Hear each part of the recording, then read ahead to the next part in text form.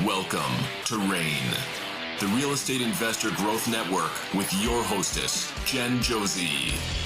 Join like-minded real estate investors and accelerate your business towards greatness. You will hear step-by-step strategies for success, interviews with real estate rock stars, and we will dig deep into past projects where we bear it all, including the good, the bad, and some just plain ugly. So get excited. Here's the bestower of badassery herself, the real Jen Josey. Listener discretion is advised. Hi, and welcome back. I'm Jen Josey, creator of RAIN, the Real Estate Investor Growth Network. Whoop, whoop. On today's episode, we have a guest that will be sharing their badassery. But before we begin, here's today's badassery bestowment, my little badass gift to you. Today's topic is protecting your credit as an investor. Let's be real, your credit score is like your real estate reputation. It's hard to build, it's easy to wreck, and absolutely essential for unlocking the best deals and funding. Whether you're just starting out or growing your empire, keeping your credit in top shape is non-negotiable if you want to play in the big leagues. Here are 5 actionable tips to keep your credit sparkling and your investment future wide open. Number 1, monitor your credit like a hawk.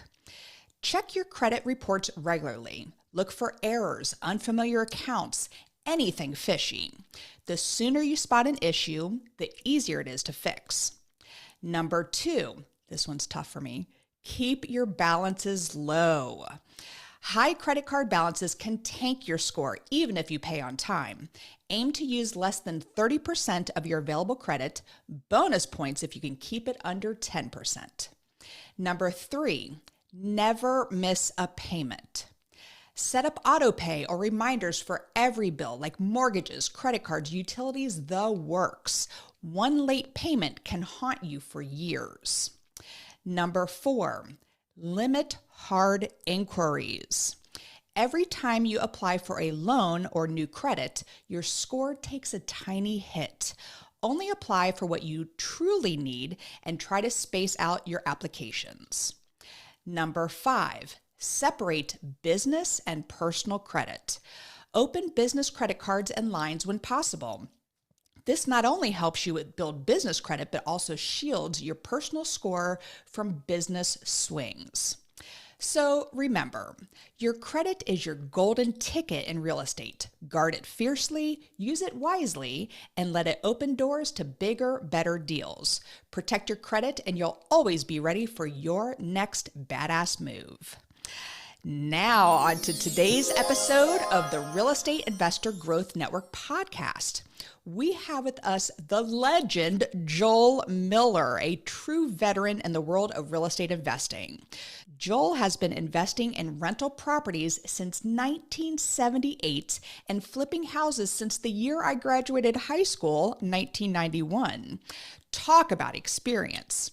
He's held leadership roles both professionally and personally, teaches real estate investing at all levels, and even lends hard money to other investors. On top of that, Joel's a trusted mentor, author, podcast guest, and generous benefactor to his community. And before all this real estate badassery, Joel earned his BA in accounting. He's here to share his insights, lessons learned, and some powerful advice for investors at every stage. We are happy to have him on the show, so welcome, Joel Miller. Woohoo! Thank you, Jen Josey. That's the most awesome introduction I have ever had as a podcast guest. Well, when you added the applause, that was just like taking it over the top. You know? Well, I appreciate that so much, and you have quite an experience in front of the microphone, so I was a little nervous going through all that. So I want to hear about your background in real estate, but you started sharing some information about being a disc jockey. So give us some more of your background. You are so interesting, Joel. Let us hear about it. Thanks, Jen. Everything leads up to the book that we're talking about later, Build Real Estate Wealth. But I will tell you, there were 2 things that happened to me in junior high school. that really set me on the path of the two main things that I did in life. Number one, an investor built four-unit apartment townhouses on my at the edge of my subdivision, right on my paper route. So I got all them as customers on my paper route. And I have a distinct memory of about eighth grade being in my bedroom, kind of doing the math on what this whole rental property thing looks like. Because we all live with our parents in single family homes that they own. This rental thing was like, okay, what's that all? They don't own that. They pay and somebody else owns that. So it was sort of a rudimentary understanding of that. And I said, I think I want to do that. And I put that in my back pocket. So when I'm old enough, I'll do that. The other thing was that one of the older kids in the neighborhood built a pirate radio station in his basement with the antenna on a flagpole in the backyard. And a pirate radio station is like an illegal, unlicensed radio station, So I get to hang out there. And that is when I made a decision I want to be a disc jockey. So I actually did a bunch of radio production in high school. And when I went away to college, and I wanted to study accounting because I did have a real interest in that. And you can use accounting in whatever industry you go into. I made sure I went to a school. I went to Grove City College between where I'm at in Erie, Pennsylvania, and in Pittsburgh. And they had a great accounting department. I made sure that they also had a good radio station. And they had two, an AM and an FM radio station. And I got on there as a freshman. I worked at the college or at the commercial radio station in town when I was at the college. And then at the end of my sophomore year, the big top 40 radio station in my town asked me, because they were familiar with me from my radio production that I had done in high school, to come and be their part-time guy, weekend guy. Wow. So I transferred to Mercyhurst College here in Erie and finished in 4 years with a degree in accounting, but worked at the radio station. And then about 6 weeks before I graduated from college, the job went full-time. So now I'm coming out of college, I'm already full-time on radio. So I am now able to accept the calls from the kids at the high schools that want the DJs on the radio station to come out and do the record hops in their gym, And Jen, I went and did my first one in 1976, and I made $75, and that changed my life. And so I only stuck with radio for 1 year after that, and I pioneered the professional mobile DJ business in this part of the country. And over 35 years, I did 5,051 appearances. Retired from that in 2011. But jumping back to the 70s, not long after I left the radio station, and then very short time after I had done my first mobile DJ appearance, I bought my first rental property in January of 1978. Jen, I still have that property. I was just there a couple of days ago. It's a cash cow, and so that began the whole real estate thing. Now, I did also start an accounting practice when I got out of college, but that had to give. I sold that after a few years because the DJ thing was just blowing up, and so was buying property, and those were the two things I really wanted to do. So that went on for a number of years until, as you mentioned, 1991, started flipping houses. I have flipped over 100 houses, and then in 2018, got into hard money lending, where I am lending money to the other investors that are a little earlier in their journey in our area here. It gives me great satisfaction to be a part of their equation, And then in COVID in 2020, when we're all sitting around not going anywhere, I started making notes, which became Build Real Estate Wealth, Enjoy the Journey of Rental Property Investments. And it took 4 years, but it finally came out last fall and became a bestseller already. And that brings me to being on your podcast. Well, what a amazing background. And I love that you have that experience and having an accounting degree. So by the way, I married an accountant because I'm sorry. I hate spreadsheets. Because it's an illness, really. I mean, I don't forget what you're saying, but I have kept track of every penny I've earned and spent since I was 11. Yes, but my point is he is great at real estate investing, and he's a great member to my team because he has that background. So Somebody has to keep track of the numbers, right? somebody does. And you know what, though? It's made me bad at numbers. And because I'm so heavily dependent on him. So that's my weakness. I have to get better at making sure I know what's going on here. But anyway, I want to get into this interview here. And before we get into the nitty gritty, because you have so much experience, we're here to promote your book, which, by the way, is a very thick book. You held that up for me. I was like, wow, I love that. Yeah, hold it up. Show the side of that thing. Look, how many pages is that? It's around 460 or something like that. Wow. 478, I think I'm looking at here. I love a chunky book. But I will tell you, if there's anybody in the audience who said, "Oh my gosh, Becky, look at that book," and they think I cannot. That's an old, that disc jockey would know that line, okay, from Oh my Sir God, Mix-a-Lot. Becky. You probably danced to that. I know that it. came out when you were in high school, I think. Yes. But anyway, if they say, I can't read a book that big, here's what I did. I used a lot of bold type, words, sentences, paragraphs, and so on. It's strategically. Nice. Completely throughout the book, so that if you as a reader did nothing but read from bold type to bold type to bold type to bold type, you will get the whole thing. And if you feel that you need to learn more about that then bold just stop type. and read all the words. Yep, very good. And so it's actually a very easy read just by looking at the bold types. And just briefly, what we were discussing about it, it's all inclusive. It starts with setting up entities and mindset and everything all the way through to the end. So we will get a little bit more into that. But I want to know, what is your nutshell description, and that's in quotes from you, of the rental real estate business for someone just getting started? Oh, okay. I want to grab it right here because I want to read it word for word. Here it is.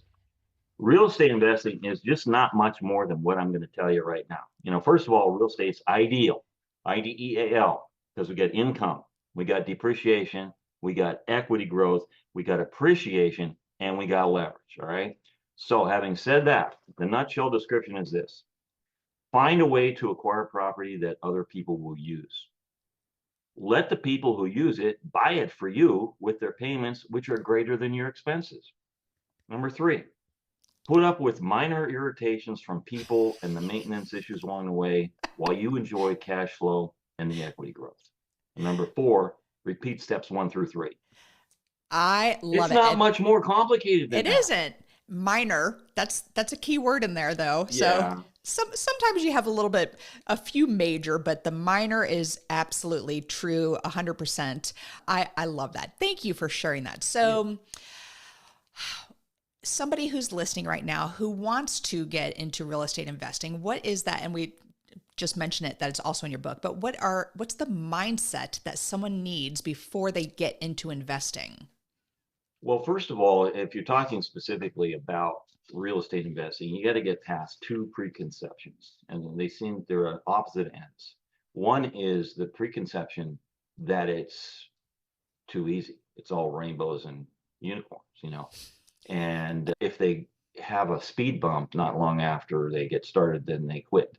Right. So that's bad. You got to go into it understanding, like it said in the nutshell, is in minor irritations, and you can have some bigger ones, but those are rarely insurmountable, especially if you surround yourself with other people doing the same thing that you are in local professional organizations and so on. And the other preconception would be that it's all about bad tenants and broken toilets. It's just not. Right. Now, I teach what we call our Landlord 101 class for the professional organization I've been a member of for a long time, been on the board, been president for 6 years. I'm actually finishing up 8 years now as vice president because everybody's been president after me, keeps wanting me to be the VP. But anyway, I teach what we call Landlord 101 class. It's not a property acquisition class. It's okay, now you have your property. Here's how you manage your property and your tenants and so on. And we cover obviously tenant selection in there, and I cover that extensively in the book, because if you don't have tenant selection down, you're not going to have a good time in this business. You might be good at all the other things like acquiring property, financing property, fixing things at property, But if you can't select the right people to be the ones there without your supervision for an extended period of time, using your thing that is worth, tens, maybe millions of dollars, it's not going to go well for you. So, but tenant selection, begins. Let me ask you, when do you think tenant selection begins, Jen? It's a Uh, trick question. when you are looking for the property, I Oh, think. yes, you got it right. Okay. It's actually a little further than that. It begins when you are thinking about the possibility of maybe perhaps buying some real estate. Because every decision you make after that, like you say, the property that you choose in itself and how it's prepared, where it's located, obviously, and how you market it, those are all things that each decision you make slowly narrows the potential universe of people who are likely to end up renting your place. And then tenant screening is partway through that whole tenant selection process. That's when you actually start interfacing with Okay. live people that you're asking questions of, or having them fill out an application, and that gets down into the screening part. But that's really my answer to that, as far as what they need to think about before they start getting invested. But it's it's important for people to understand too that if you can get past those preconceptions and you are willing to get some education, that most anybody, if they are willing to not only take action but follow through on their actions, most anybody can have some success in investing in real estate. Huge. Yeah. Well, I like that you brought that up because when I am looking for properties as if I'm either going to flip it, have it as a short-term rental, use a long-term rental in there, I am always going through my head, well, in this neighborhood, who wants to live here? Who are going to be my future tenants? Do I want to deal with people like that? So in certain areas or whatever, I'm not, just I have a rental on one street, and then I was just getting ready. I was telling you before the show, this deal just fell through, unfortunately, but I wanted to bring up because there are some problem properties at the end of the neighborhood that we were looking to purchase, because if we fix those up, it would help with our Hmm. rental that we already have on the street. So Sure. that is very, very important. And I also coach with students who are just looking at numbers, and they're going by zip codes and just looking at big picture. They're buying from afar. Hmm. And I love that you said that, because that's huge. Because that's, if you're buying in a certain area and there's great programs like Section 8 that they help monitor, and they'll do the inspections and everything. You just have to really pick and choose what you feel comfortable with instead of just going by numbers and everything, because that can turn into a hot mess. And I know that from experience. Yeah, So that's really huge great that you that you brought said that that up. about the zip codes, because that's a really good example of how, okay, if you say I'm going to buy in a certain area, or the area that I bought in is in this zip code, you have now eliminated everybody in the world as a potential tenant except people that want to live in that zip code. Yep. So that's just an example of how all these decisions you make are part of tenant selection. And a lot of people just think that tenant selection doesn't begin until you start talking to people, but it begins way before that. Absolutely. And very, very important point. And Joel, thank you so much for bringing that up. Now, the other side of tenants, we have management. Do you Mhm. self manage everything? Do you hire management companies? What are the best practices for choosing a management company? Talk to us, because that's been a thorn in my side for one of my properties. So I'm just curious if you have a strategy for moving forward with management companies. Well, I actually have never hired a management company to Wow. rent out any of my properties, but I do routinely use contractors to do the things that need to be done at the property. But I have Gotcha. always wanted to maintain control of not only the numbers, because I'm the accounting guy, but also the tenant selection, So, I mean, as I went through my career growing the number of properties we have, and then eventually retiring from the DJ work in 2011, it was my desire to have the property management, in particular the tenant and business part of it just be what I do. I mean, my goal was Gotcha. not to like have nothing to do, So that's I just I have never ended up hiring any property management people or that included showing the apartments and signing leases and things like that, Gotcha. which I don't know how it is in other states other than Pennsylvania, but here you cannot do that unless you are working under a licensed real estate broker. Nobody can hold themselves out as a property manager unless they are a realtor, basically. Gotcha. Now you can do property maintenance. That's a different thing, you know, but And for us, that maintenance person is huge as well. So, right. how many do you have on your team? Well, I have a seemingly unlimited list that is always changing of people to call, which is one of the points I make in the book is that, a lot of people feel this is sort of a deterrent for them getting involved because they don't know about property very much, like what to do with property. One of the points I make is that you don't have to know how to do everything. You just have to know who to call. Like there are certain things that I know how to do that when I started, my dad was still alive and he was never an investor, but he taught me a lot of things in the like carpentry and building Nice. maintenance sort of thing. And I don't regret that at all, learning Mm. that back in the 70s and my 20s and so on, because then that taught me what can be done and how it should be done so that I can select somebody that I can tell if they're doing it right, if they're doing it in a reasonable length of time. And eventually I learned that they're doing it for a reasonable price and so on. So if I'm, working my way out of doing things, it was working my way out of those sort of maintenance things, but you have to early on, and I just gave this talk at the Mr. Landlord convention in June. It was my topic is how to deal with contractors. And the main thing is that you need to build a list of who you want to work with before you even need them. Yep. And get that list from a variety of sources that we covered, everything from references to seeing somebody's name. I've literally gotten some of my best contractors from seeing their phone number and their name on the side of their truck when we're beside each other in traffic, Yep. you know, and but also being kind of, to answer your question here, more than just one person or one contractor deep on any given trade. For example, like don't just know one plumber, Right. because if you have an emergency, yeah, you want to go to your go-to guy, but what if he's also taking care of somebody else's emergency? Yep. You need to go to your next person who hopefully doesn't have an emergency for somebody else he's taking care of and can take care of yours. You know?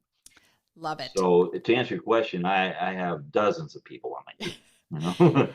And that's huge because going back to, students who are buying in specific zip codes, they get like one or two names. I'm like, no, you need several bids if you're doing any Yeah. type of BRRRR strategy here and things like that. So I want to go back to you got your first property in 1978.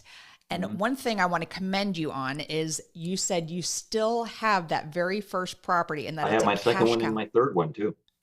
I mean, there are so many people in this industry who get rentals and then sell them off in 3 or 4 or 5 years and, do this. And like, there's a huge benefit to holding them long. Rentals are a long-term game. So a Mhm. lot of people have to kind of flip that mindset. But I want to now fast forward to 1991 when you started flipping. Yeah. What made you make the change and what were some of the differences in the business? What was 1991 like for you? Well, let me before I answer that, tell you what 1978 was like. When Okay. I bought my first property, Jimmy Carter was president. Crime was 22%.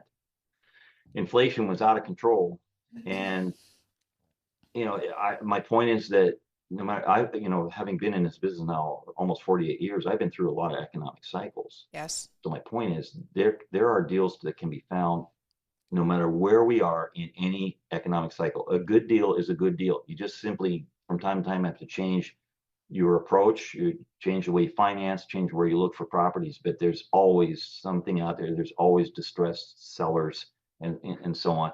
And so, I when I started out, I was reading hardcover books by guys like Bill Nickerson and Al Lowry that your audience has probably never heard of, but like Bill Nickerson was Ron LeGrand's mentor. Ron LeGrand. Wow. Ron LeGrand, by the way, got a hold of my book, and you know what he said? He said, "I wish I would have had." This is his written review. He said, I wish I would have had his book when I was getting started. So, That's huge because yeah, he's a legend right there. yeah. So So at first I thought, well, this is all about rentals, and that's what I did for a while. But as time went by, we got into the age of the late night cable TV, half-hour infomercial TV yep, gurus yep. selling their cassette tape courses with the little manual that you followed through when you listened to the cassette tapes. Okay, so I had a whole shelf full of those, and what those guys started talking about, that's what brought me into flipping. So my first few houses I flipped, I did the classic find some money partners and do the work yourself and split the profits. I had two partners that put up the money. I did the work. We split it three ways. Did that for the second house. Third house, I had one partner and I put up the money. I put up half the money. He put up half the money and we split. And then after that, I was on my own. So it was just a matter of how the education was sort of being rolled out by these TV gurus. And then when I started, we didn't even call flipping. We called it quick turn. We didn't flip was not Oh, a real estate term till many years later when the TV shows started right. using it, in their title of their shows. And so, Yep. Quick turn. So what yeah. was it like in 1991? Well, I'd be happy to make like 8 grand on a flip, you know. I'd be happy to make that today as Yeah, well I mean, we're at this point. talking much lower sales prices and so on. I recall it was a good market. I don't recall much trouble selling the houses after we had fixed them up. My dad was still alive and he helped me on my first few houses Nice. and I was learning a lot doing them and it was a good time. Now my strategy was that I would use the profits from flipping to acquire more rental property. Right. Yep. And that's what a lot of people in this industry do is they flip a Yeah. couple to build some capital to put towards rental properties, which is Yeah. very, very smart. All right. So I want to kind of change direction here and let's get into financials because I got an accounting guy on my show. I want to pick your brain about this stuff. So let's talk numbers. We're going to get into taxes. Can you answer some questions about taxes? If I can, I'll make up an answer. Perfect. So, what are some tax implement, Implementation. it's still early morning for me, of owning rentals? Implications. Implications is what I'm Yeah. trying to say. Implications of owning rentals. And are there any deductions that help people? Like what are some positives and negatives with Yeah. taxes and rentals? Sure. There are several, really cool tax benefits for people who own rentals, and you got to keep in mind. I know people get a bad impression of Congress and so on, but the reason why the tax laws are as favorable as they are to people that want to invest in rental real estate is because so many people in Congress, no matter what party they're from or whether they're in Senate or the House, they own rental property. Yep. They have built their fortunes owning real estate. So that's why it's partial. And also, the government realizes that everybody here has to live somewhere. So let's incentivize the private industry to create housing to, give people a place to live so that the government doesn't have to do it like they have to do in certain unnamed countries, around the world. Yeah. So anyway, some of the big things, of course, is depreciation to begin with. Depreciation means the slow expensing of an expensive asset, Yep. and real estate buildings fall into that. You can't depreciate the land, but the government just doesn't want you to buy a house for $100,000 that you're going to rent out and then take a write-off for $100,000 all in the year that you bought it. They say, look, we understand that's going to be around for a while, so let's just take a little bit of it every year. Okay, that's cool. But the new tax law, the big beautiful bill, has made permanent some things that involve different ways to have accelerated depreciation. Hmm. Straight line depreciation is when you take an equal amount every year, the whole time that you own the property, up to, well, for an example, residential rentals, like 27 and a half years, Right. and then you're done. You can't write anything more. It was the same amount every year. Accelerated depreciation would be one of the variety of methods that can be used to take more depreciation in the early years and less in the later Oh, years, which can come back to bite you because not only do you have a greater gain then later on for tax purposes, but also accelerated depreciation has to be recaptured, as they say. In other words, added back into your income that year at the Right. normal tax rate, and it can be a little messy. But anyway, depreciation as a whole, that's cool. It's a the reason why it's cool is because it is an expense against your income that has had no cash outlay. Okay, so that's it's kind of like getting a deduction for not spending money. But moving on to something else, of course, when you own property, like real estate, it falls into the category of the type of assets that you, like shares of stock, that you can have long-term capital gain tax Mm-hmm. instead of having something taxed at the same rate as the income from your job. If you hold the asset longer than a year, it goes to a lower percentage that the gain would be taxed on. And then you have the 1031 exchange law, Right. which allows you to sell a property and replace it within a certain length of time, like 45 days or so, with any other kind of real estate Of the that same you value then or transfer more. the Right. basis of your first property into your second property, so that there's no gain reported for Right. that transaction.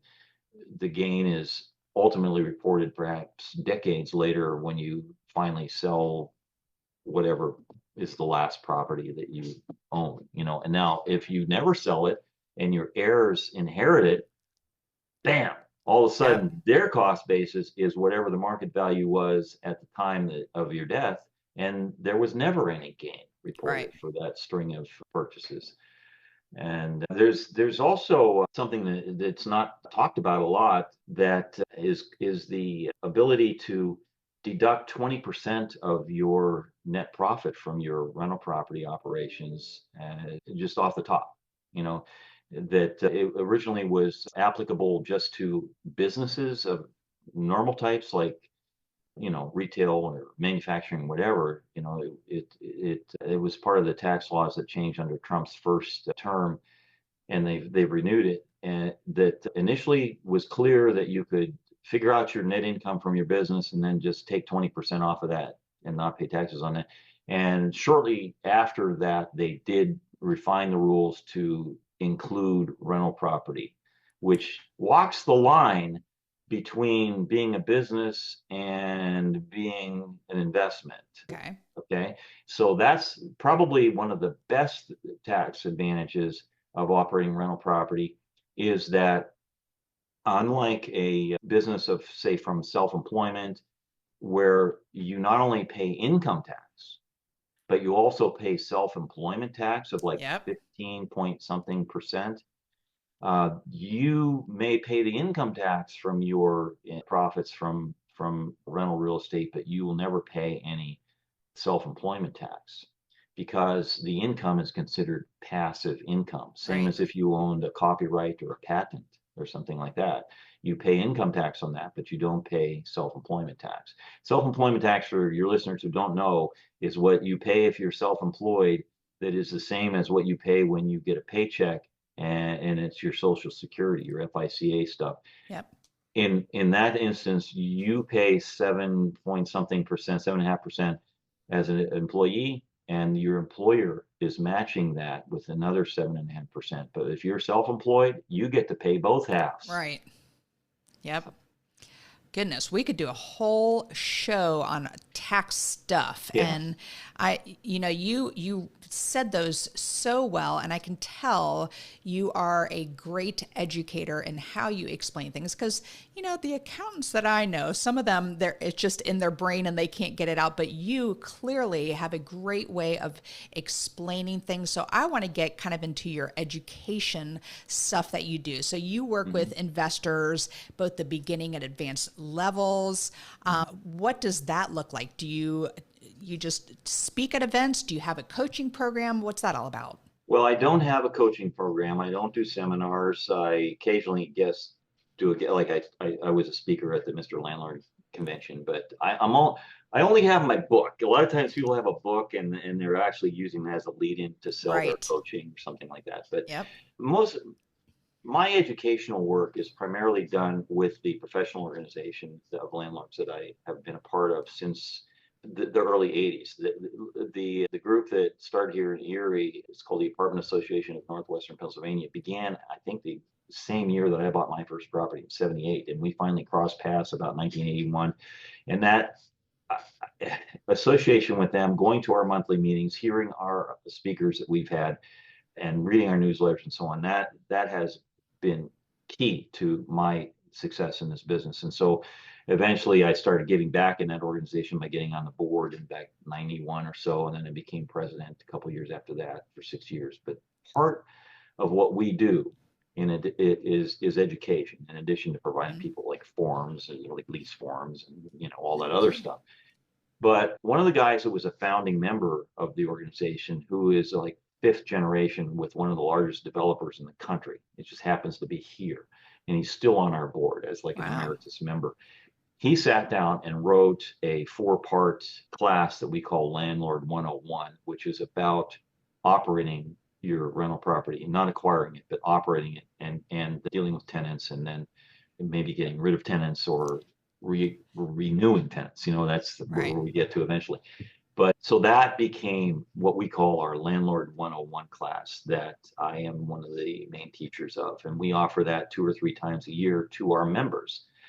And in addition to that, we also have what we call Landlord 201, which is a 1-day class. The first one I was talking to you about, the Landlord 101, is like 4 different 4-hour sessions, usually on either 2 double days or 4 single sessions in the evening. But the 201 we'll do just in 1 day, and we'll have about 6 speakers, and I'll be one of them.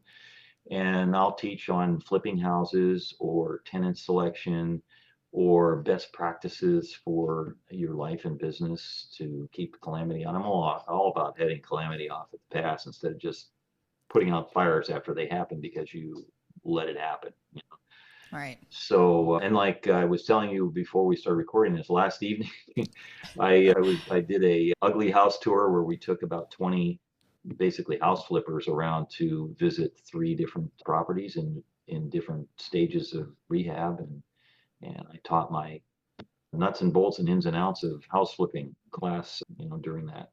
So, Well, I can just tell Pennsylvania is very lucky to have you. And, I'm glad you applied all of this knowledge and put it into a book. And it's a really big book, which I love. So let's break this down. Your book, which is called Build Real Estate Wealth, Enjoy the Journey of Rental Property Investment. So who did you write this book for? the short answer is that I wrote it for people that are thinking about getting into rental real estate, or maybe have already thought that it's not for them, or people that, or shall I say, and people that are already established and are looking for some new game-changing information that can kind of supercharge what they have going. But it's written for people that need to understand that real estate doesn't have to be an either or thing. You can add rental real estate to something else that you are passionate about, that you don't want to give up. Like I had the mobile DJ business for 35 years. Right. I wanted to be an entertainer, and I probably would have been further ahead in real estate had I decided I don't want to have any other concerns other than this. I understand that, but I wanted to do what I did. And so people need to understand that if they want to keep a job or a career, but if they want to get extra income and they want to bolster their retirement, it's possible to do it with something like rental real estate. But it's also possible, like I know a lot of your audience is focused on, it's also possible to leave your W-2 job as soon as you can. You can build this up to the point where you give your 2 weeks notice, and this is all you do. But the additional answer to your question is that when I started writing this book in 2020, it became apparent that my son, who is my only child, he's now 19 and a half, okay, was going to be wanting to follow in what I'm doing in rental real estate, as opposed to going into sports or some trade or something like that. This is what he wanted to do. So I wrote this book as though he might be the only one who reads it. Wow. I didn't write it for a nameless, faceless audience that Mhm. I would never meet, who would never hold me accountable, and that I was just putting stuff in the book that I thought would sell the book. The person who holds me accountable for what's in here lives down the hall. And so there's nothing in here that I haven't done or that I wouldn't do if I had the opportunity. It's there's nothing in here that I wouldn't tell my own son to do. Uh, and not just stuff that I think that people wanted to hear. So the end result of that is he graduated from high school in June of 2024 and bought his first rental property about a week after he got out of high school. Wow. And then he went into his first year in college. He's in the business department at Penn State. We happen to have a really highly rated business department as a branch campus in Erie. So he's able to stay at home and build his real estate portfolio. He bought his second property midway through his second term in college, and he's in the business department. And if you asked him right now, he'd tell you that his major is finance. So, but there's a couple other majors in business. We'll see which one he Right. actually chooses. So he's on his way, and that's what I would hope for your listeners, that you would, even as a teenager, have the confidence to start buying rental property. And Well, in his case, he's not doing it full time. He's a college student and will be for a few more years. right. But our plan is that he will be able to take over all of our properties when he's out of college. And I don't mean just mow the lawns. I mean, he's going to buy them from us, and I'm going to hold the financing and get a check every month from my kid. I love that. That is so cool that you are leaving that legacy, and you wrote it for your with your son in mind, but now so many other people get to benefit from that. And one of the topics that you do discuss in the book is the difference between riches and wealth. So what does that mean to you? Well, it's kind of like the difference between knowledge and wisdom. Knowledge is that you know the facts. Wisdom is being able to apply the facts in the correct way to do good, in your own life, in your community, and so on. Riches and wealth is like, well, riches is when you have the money, and that, okay, you've got the cash, but wealth is when you are applying your riches to do good in your life and your community. And it also means that wealth doesn't really have a direct correlation on how much cash you have, because we all know people that have a lot of money and they're miserable. They don't have a life or people around them to enjoy the money. And we also know people that if you ask them, they would tell you they're happy, they feel wealthy, and they don't have maybe as much money as you got, Right. but they're content with what they have. They manage what they have well. They're not creating problems for themselves. They are living life well. When I'm doing my talks, or like being asked a question privately by somebody that's having trouble with a tenant or a contractor or something like that, I'm known around here for this answer, and that is, if I had a choice of losing all my money or losing all my relationships, I would lose all my money in a heartbeat, Mm-hmm. because my relationships will help me get my money back, But if I had a bunch of money and no relationships, nobody to enjoy that with, that would just be empty, and not worthwhile. So the ultimate conclusion to what I'm saying is that don't make a withdrawal from a good relationship just to make a deposit in your bank. Ooh, that is some major nuggetage right Is that there. a little badassery there That for is you today, Jen? that is a very good badassery bestowment from the man Joel Miller. That was amazing. Well, before we go to the second part of the podcast here, which is a short little part here, which is what makes you a badass. Do you have if there's a listener out there who's still kind of sitting on the fence about getting into real estate investing, what advice do you have for that person? You need to get a little education. Yes. Let me repeat that. You need to get a little education. Louder for the people in the back.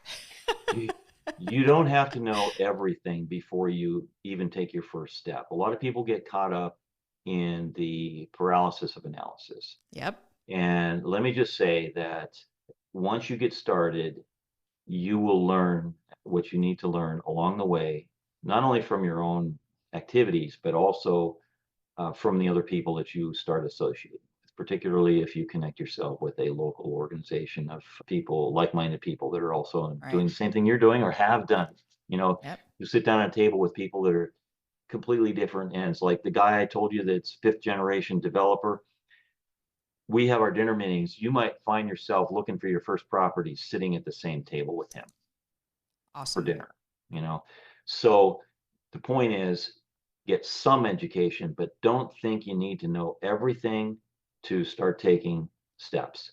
But just be committed that you're going to take action and then follow through on your action. Lots of people take action and you say, "Oh, I took action. That's what they said I was supposed to do," and they don't follow through. And so then it ends. You have to have commitment on top of that taking action part. Well, those words are gold, Joel. Thank you so much for sharing that. And we are going to go into the second part of the podcast here, which is what makes Joel Miller a badass, which you clearly are. And I use the acronym BADASS. And the first letter is B for book. What's a book that's made a huge difference in your life? Have you ever even seen this book before? You had that ready to go. Now, I did. Some people are only listening, so you got to read what that is. It's called Grow Rich with Peace of Mind. It's by Napoleon Hill, who also wrote Think and Grow Rich. Think and Grow Rich, yeah, Yes. which I also read. But my copyright on my copy is 1967. Wow. And it was his follow-up to Think and Grow Rich, and it's how to earn all the money you need and enrich every part of your life. And this is not specifically a real estate book, but this is a mindset book. Yep. So this is one of the earliest things that I read. Huge. Good one. I'm going to have to check that out. I only know Think and Grow Rich. So thank you for sharing that. All right. The first A in badass is advice. You've given us amazing advice on this show, but what's the best piece of advice you've ever received? Well, and I want you to say that, or I want you to understand that when I say this answer, it's not really pointing to me. I'm just going to say this because it's true. Don't take advice from anybody you wouldn't trade places with. Ooh, that is a good one. Let that settle in. That one is good. Whew. All right. D is for drive. What drives you to be successful? Well, the obvious answer, and I hope it's everybody's answer, is your relationships, the people you're close to, like particularly your family. I want to be successful to provide for my family, beyond paycheck to paycheck, and have some nice things. But I also want to be successful at sharing what I can to help other people be successful. Wonderful. I feel success when other people tell me that they've had success because of something I said or did to them. Yes, that definitely is,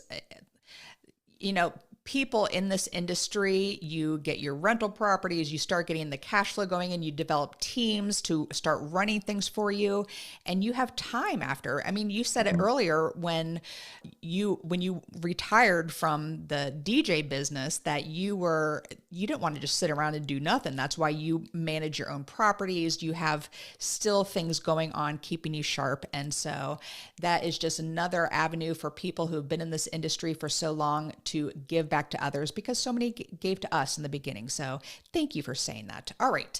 The second A in badass is for aspiration. I'm a big goal setter. So what is a goal you are currently working on?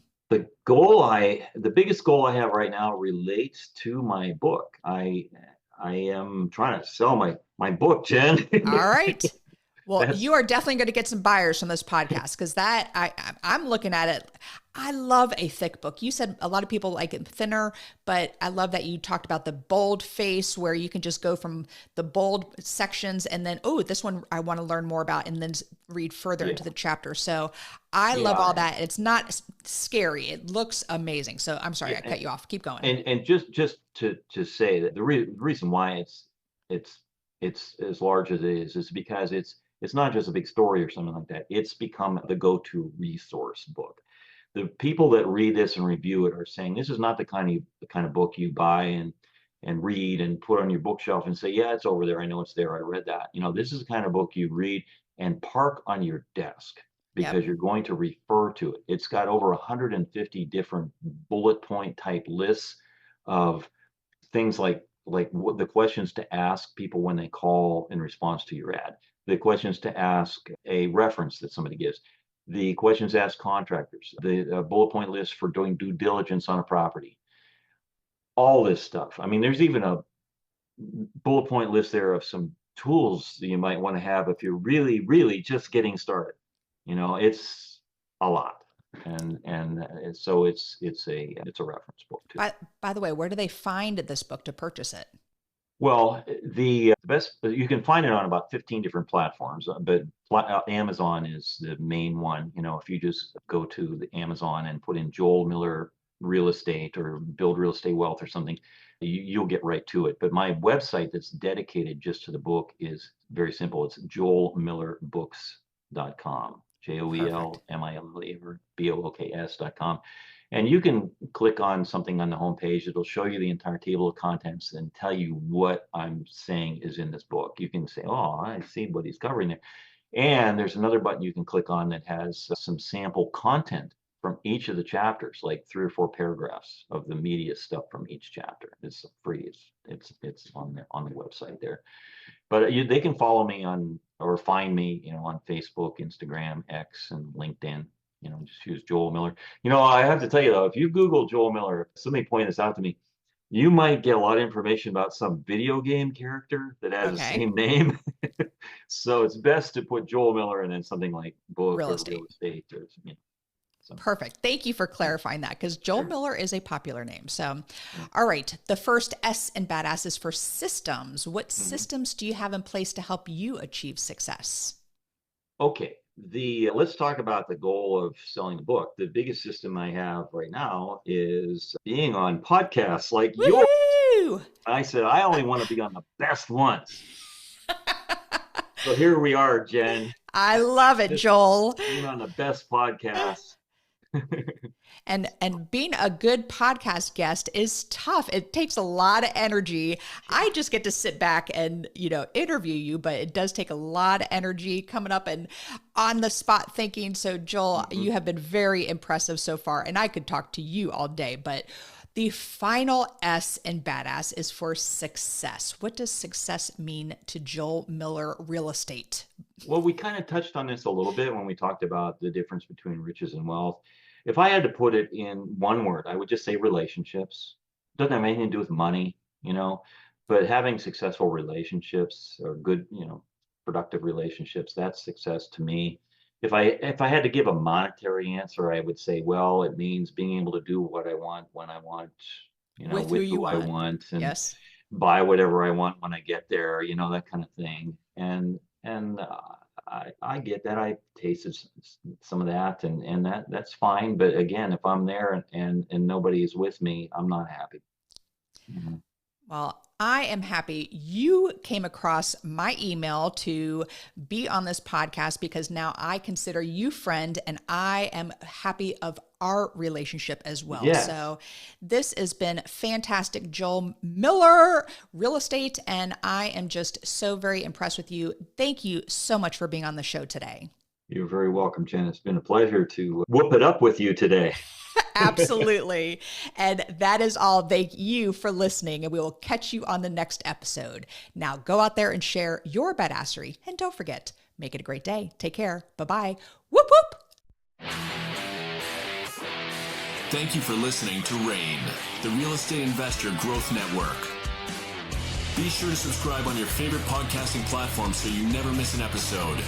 If you need more badassery, you can follow Jen Josey by visiting therealjenjosey.com or become a member of RAIN by registering on rainmastermind.com.